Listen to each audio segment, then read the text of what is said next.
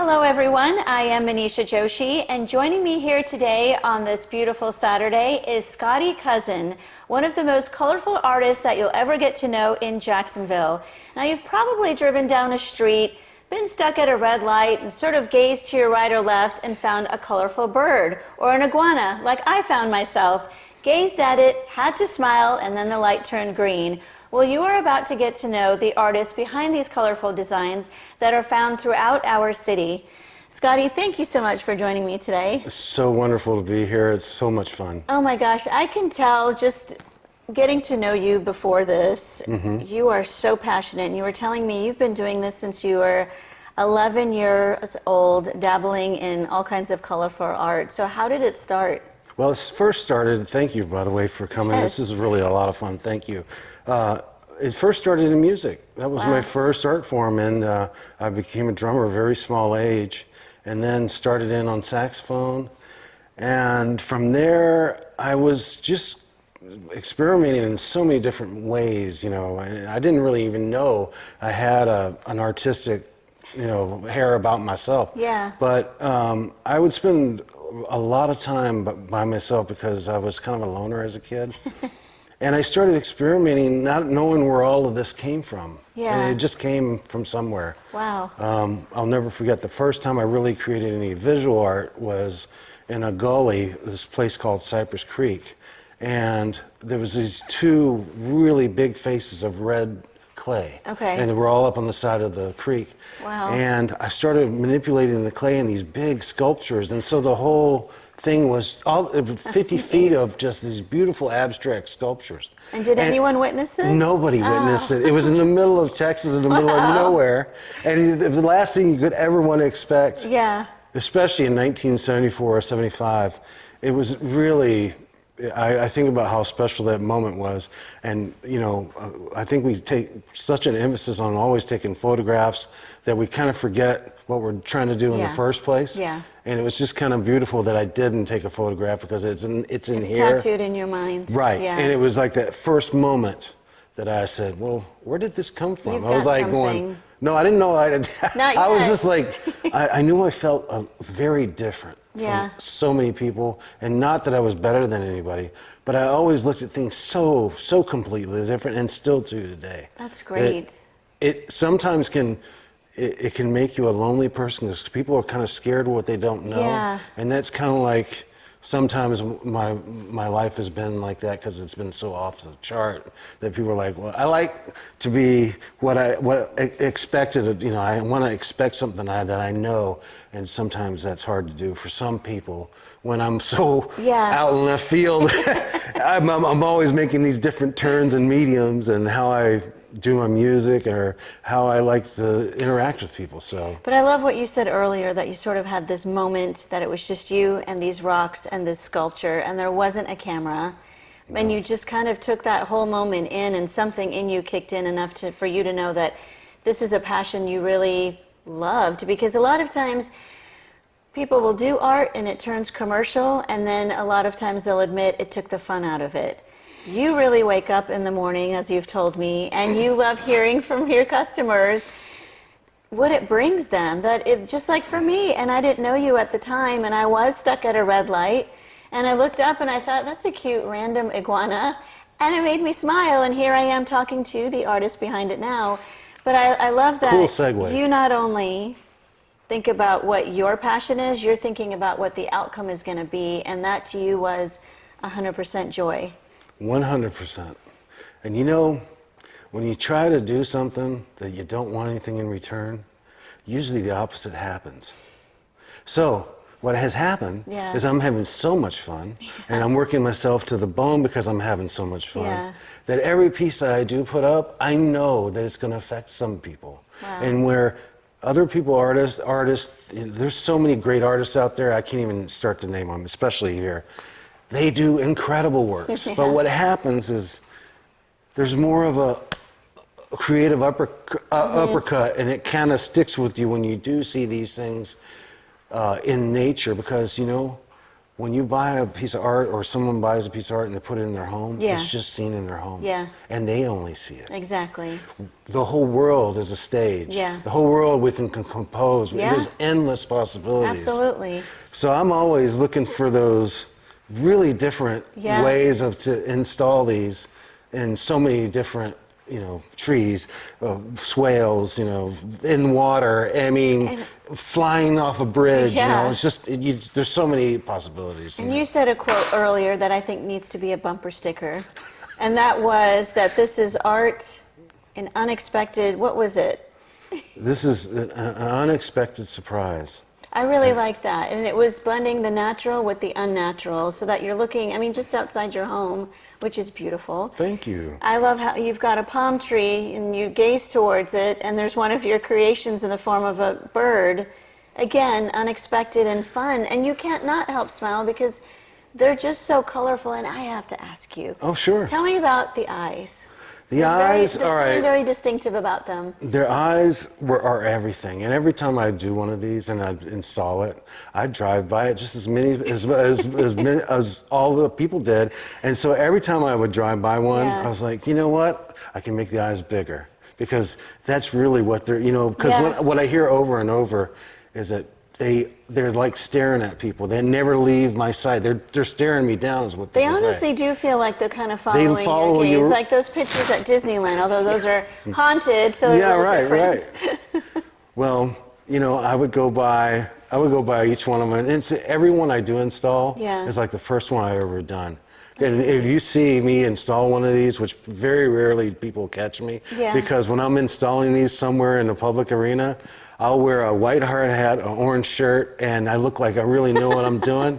And I kind of just invisible. I look Yeah. invisible when I'm doing this. No one knows what I'm doing. Wow. So, but when I do put it up there, I stand back and I laugh just like a little kid, just like it was the first one I did. I've probably great. done like 700 of these. It's just been, every one of them has always been just as exciting to do the first one as it was the last one I did. And I think it's amazing, just again, even looking at all your walls, which the audience will have a chance to see, that it's an extension of you, your personality. You were telling me earlier you've lived in Texas, you've lived in Louisiana, you've traveled to different countries.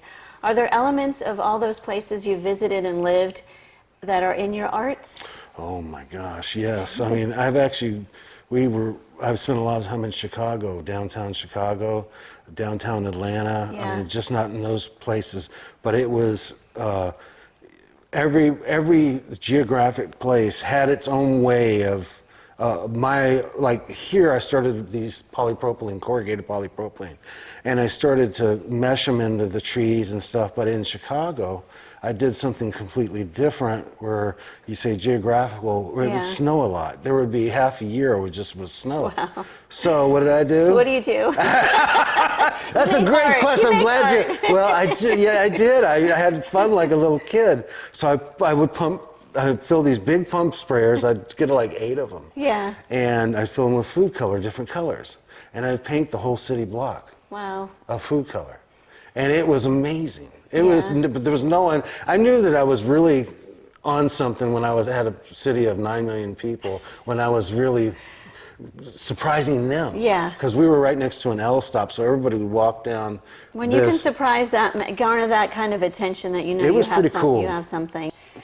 When you wake up, do you plan out, or it just kind of comes to you and you're at your desk and you think, what am I going to do today? You ask the best questions, you know that? I will say that. It's a good question.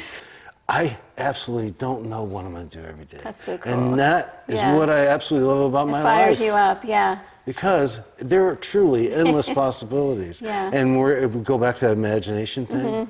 So if I just stare at something long enough, Yeah. I'll definitely turn that into something like, it's having the availability to do that also, where you're not totally bogged down with a lot of stuff in life Yeah. that is holding you back. Yeah. I'll install these for people all the time. And I actually offer it to them because I have so much fun doing it. Yeah. But to see them when they first see it in their house, you should see the way they Oh, look. that's It is so awesome. cool. I mean, So you install in the home as well? I always offer. That's great. I mean, I That's a don't very charge personalized anybody. service. Yeah, well, I say I've done a lot, and Yeah. this stuff it can be a little delicate, but And then until you've it's got out, this too. yeah. That you said that you mentioned you did out of sand? I mix my own sand and acrylic in Wow. a jar, and then I paint it as I do it. And that's the beautiful part about it, is I paint it and not throw it on there. So it's Yeah. really like a technique, an inventive technique again, it just goes on and on and on. I'm putting my name in the hat for one. It's beautiful. I have these name in a hat drawings all the time on Oh, these perfect. group sites. Okay, I'll Facebook. put about 20 of my business cards in. No So, worries. where do you kind of envision, now that you've been on the news, you've been in the paper, and again, you're all over your home, I just see so many different unique pieces. I feel like I can see you doing this for many, many years to come. Have you ever thought about taking your art on the road, or is there a dream where you'd say, Manisha, I've had this in my scrapbook, this is what I want to do one day. Has there been anything that stood out to you that artistically is a dream you'd like to fulfill?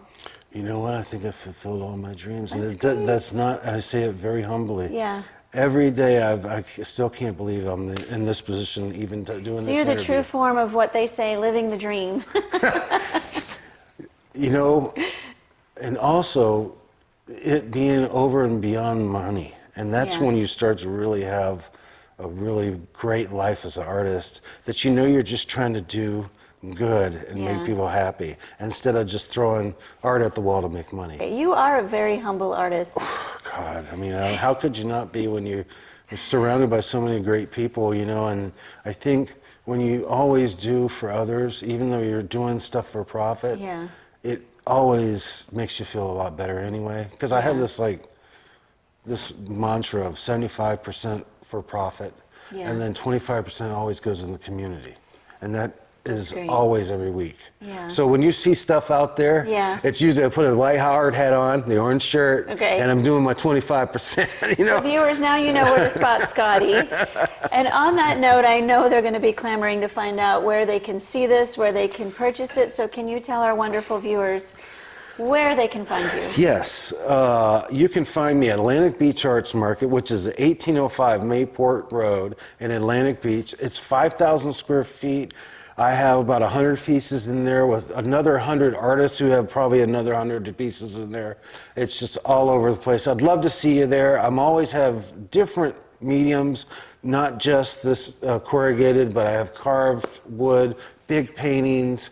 It just goes on and on and on.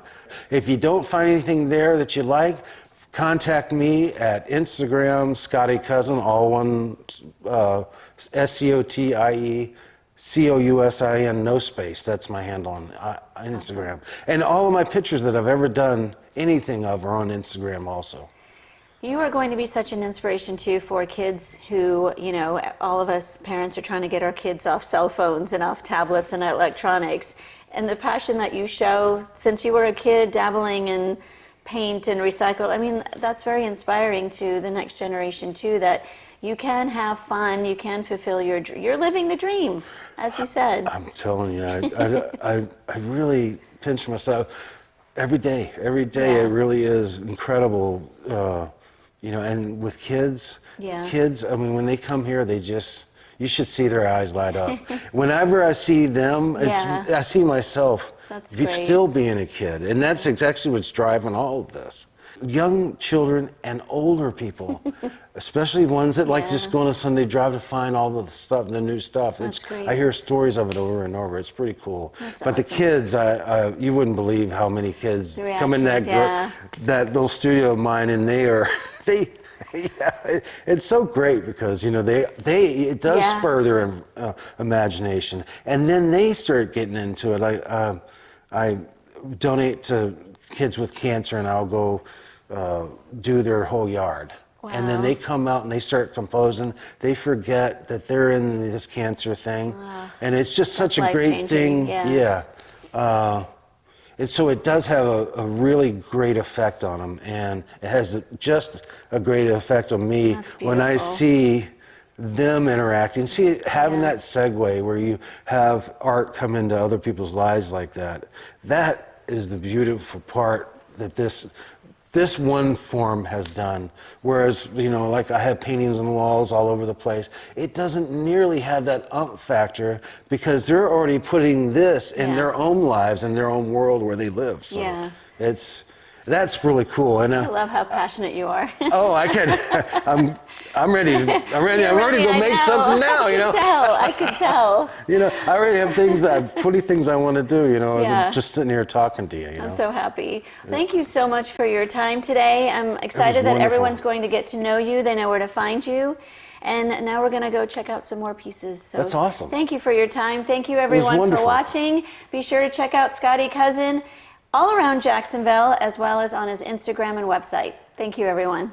Bye. So that's your starting raw piece. This is my starting raw piece, okay. Or one of these recycled pieces back here. All this is recycled stuff. And so what I'll do is I'll look at what I have left, draw around that, and maximize the most out of the recycled material. And that's what you see in most everything in here. Like all of these shapes are at a scrap of something. Yeah. There's a Florida no-see-em right there, magnified 1,000 times. Is that what they look like? Annoying little gnats? That's exactly what the jaws, that's what you feel. This tree is probably one of the coolest things that I think I made in a long time. And kinetic sculpture using wind, especially like these weather vanes. You see the way the birds move? Yeah. Having them do a little extra and moving adds another dimension. It does. And this is from the Pepsi cans. These are from Pepsi cans, a wine cork, and then what I do is I take one of those large laundry detergent bottles, and I cut little washers out of them so there's no friction and they just sit there and spin in the least amount of wind. Art is an extension of a natural plant like this pencil cactus. It looks like a different plant altogether. And then also using light here over these characters. This little bit of light right here lights this all up at night, and using it not just in the daytime, but it does its job at night too. So light is a big, big thing. As you can look at my studio right there, look at how much light and how much lights do. Like even my neon light back there and the new lamps that I've made out of recycled. And who's Scruffy? Scruffy's my own pet. I can't sell him because I like him so much. So there's a lot of stuff that's my own that I live with. And if it was up to me, I'd keep everything. This buzzard is brand spanking new. So I have people give me stuff all the time and said, Scottie, can you make something out of this? This lady gave me this. She had it. She had cancer really bad. She bought this buzzard to eat her cancer out of her body. That's what her story was. Wow. Then she gave it to me because she knows I put a lot of this stuff up at hospitals. And I put it in front of the chemo porches where they have it Mayo. I did this pelican. She gave me a pelican too. So I just art bomb hospitals all the time.